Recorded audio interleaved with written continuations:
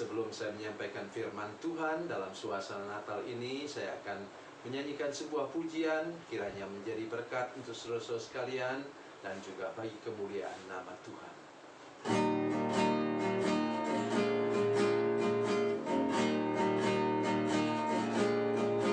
Di sawah dan di ladang ku bekerja, di sana Yesus ada bersamaku.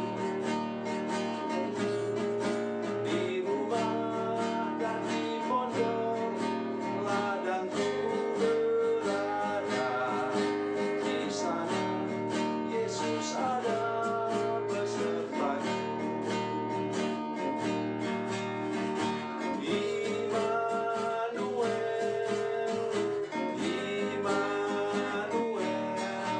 Yesus ada bersamaku. Di siang hari atau di gelap malam, di sana Yesus ada besertaku. Di bukit dan di lembah ku bekerja, di sana Yesus ada bersamaku.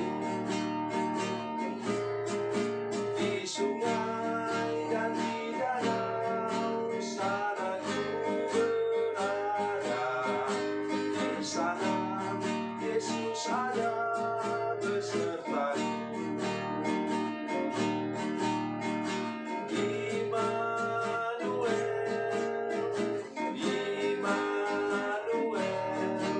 Yesus ada bersamaku.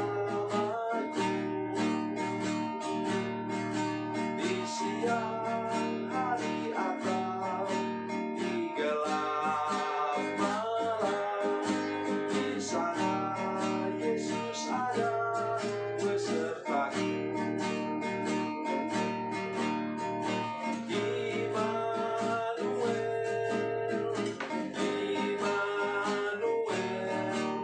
Yesus ada bersamaku.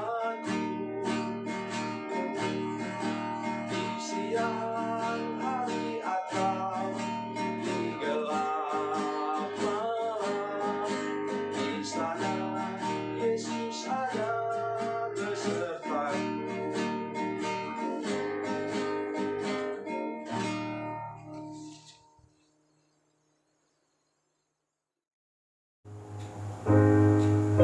Salam saudara pemirsa, selamat berjumpa kembali dengan kami dalam program Berita Pengharapan. Saudara pemirsa, contoh sekali ini akan kita lihat dari anak-anak, kata Yesus. Kenapa anak-anak? Anak-anak umumnya tidak dendam. Kemarin mereka baru bertinju dengan temannya, baru cakar-cakaran. Hari ini mereka dapat bermain bersama-sama. Itu salah satu contoh. Sebelum lebih jauh mendengar firman Tuhan ini, mari kita berdoa lebih dahulu.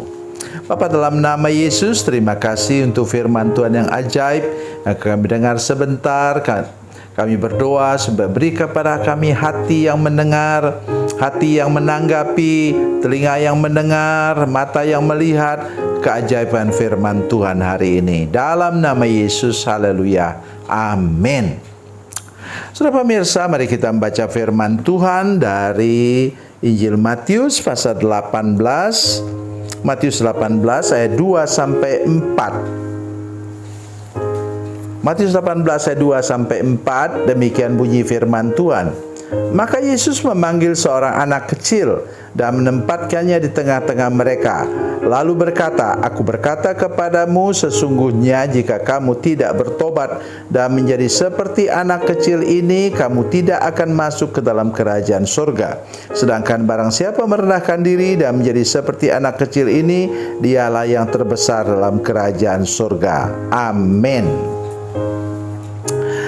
Konteks firman Tuhan ini ialah di mana para murid mempersoalkan siapa nanti kalau pekerjaan Yesus sudah selesai, dia sudah naik ke surga, nanti siapa yang terbesar yang duduk di sampingnya?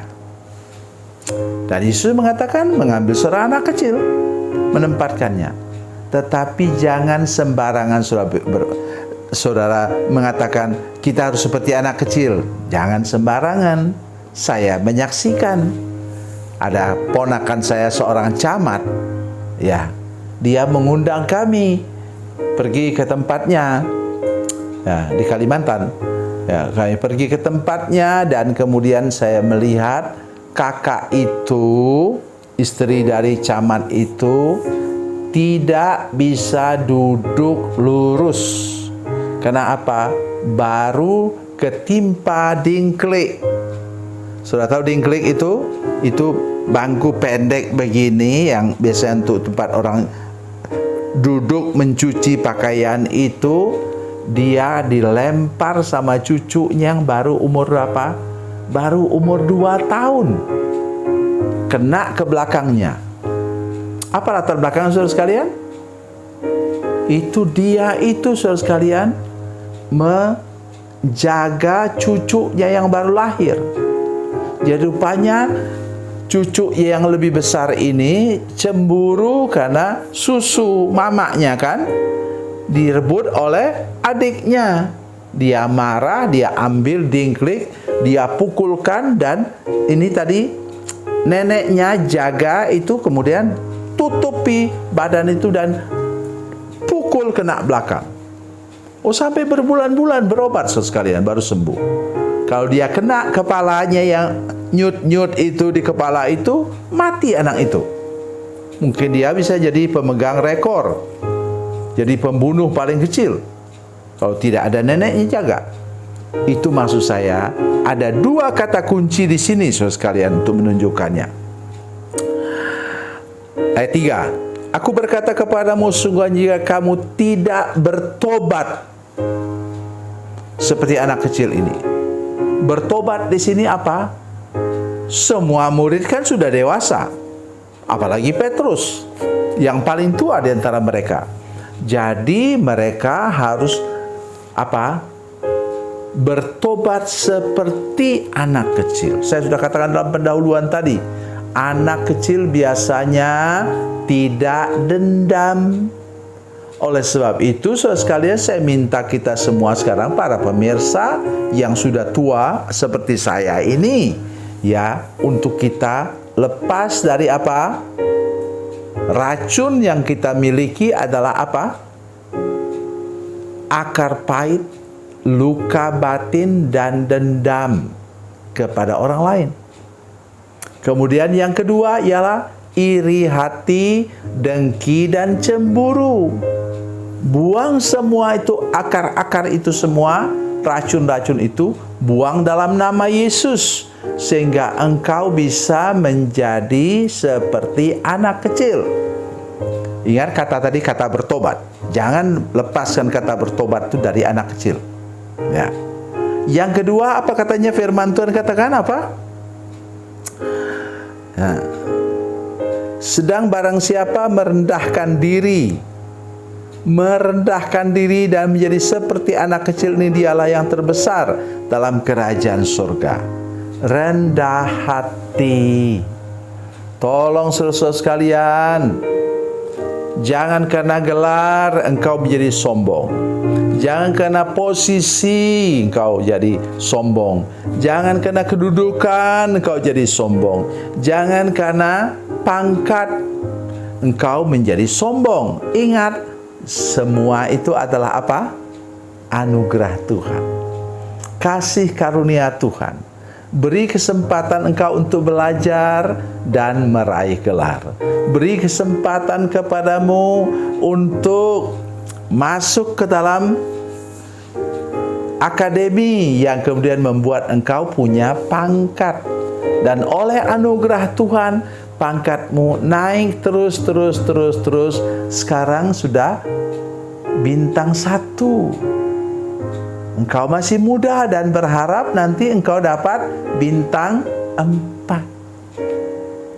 Semua karena anugerah Tuhan. Mari kita mulai sekarang rendah hati. Ku hidup karena anugerah Tuhan. Saya punya kesempatan karena anugerah Tuhan. Saya punya orang tua yang mampu untuk membayar kuliah saya sehingga saya dapat gelar. Itu anugerah Tuhan. Satu kali saya sungguh-sungguh terharu melihat seorang anak gadis lulus dengan cum laude, dan dia begitu bangga karena bapaknya adalah tukang becak. Saudara lihat muka saya ke sini, perhatikan muka saya. Itu apa? Anugerah Tuhan. Saya mendengar kemudian dia mengambil S2 ke luar negeri. Woi, luar biasa saudara sekalian. Karena dia dapat beasiswa karena lulus dengan cum laude S1. Anugerah Tuhan. Engkau dapat kemudian kuliah di sebuah akademi, ya. Kemudian engkau dapat balok 1 dulu 20 tahun lalu, sekarang engkau sudah punya bintang 1. Maka engkau adalah hidup karena anugerah Tuhan. Engkau tidak sakit. Engkau waktu tugas kemana-mana dalam perang, engkau masih hidup. Anugerah Tuhan. Oleh karena itu, jadilah sekarang seperti anak kecil yang bertobat. Bertobat seperti anak kecil. Hidup lepas dari dendam, sakit hati, iri hati. Lepas dari akar pahit, luka batin, dan dendam. Seperti anak kecil. Dan hidup dengan rendah hati. Setinggi apapun pangkatmu, jabatanmu, gelarmu, engkau tetap harus rendah hati. Dari sana berkat mengalir. Karena air tidak mungkin mengalir dari bawah ke atas, kecuali dipompa. Engkau jangan mau menjadi orang Kristen yang dipompa-pompa. Ya, tetapi menjadilah orang Kristen yang rendah hati, orang percaya yang rendah hati, sehingga berkat Tuhan mengalir penuh dan melimpah dalam hidup saudara-saudara sekalian. Tuhan Yesus memberkati, Tuhan Yesus baik. Mari kita berdoa. Bapa, dalam nama Yesus, terima kasih banyak Tuhan untuk firman Tuhan hari ini. Beri kami anugerah untuk mengerti dan beri kami kuasa untuk melaksanakan firman Tuhan yang sudah kami dengar. Dalam nama Yesus, haleluya. Amin.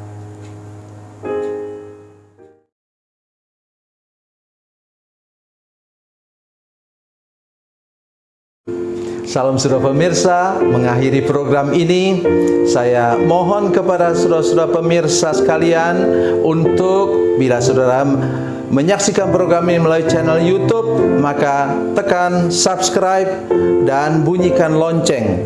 Dan bila saudara menyaksikan program ini melalui channel Facebook, maka tolong saudara-saudara sekalian tekan like dan juga komen. Dan demikian pula bila sudah menyaksikan program Makanan Bergizi hari ini yang tertulis, maka tekan yang sama juga, tekan like dan tekan komen. Dan tolong saudara-saudara sekalian untuk membagikan program ini, share program ini di channel saudara-saudara sekalian, supaya lebih banyak lagi orang diberkati melalui program ini. Tuhan Yesus memberkati, Tuhan Yesus baik.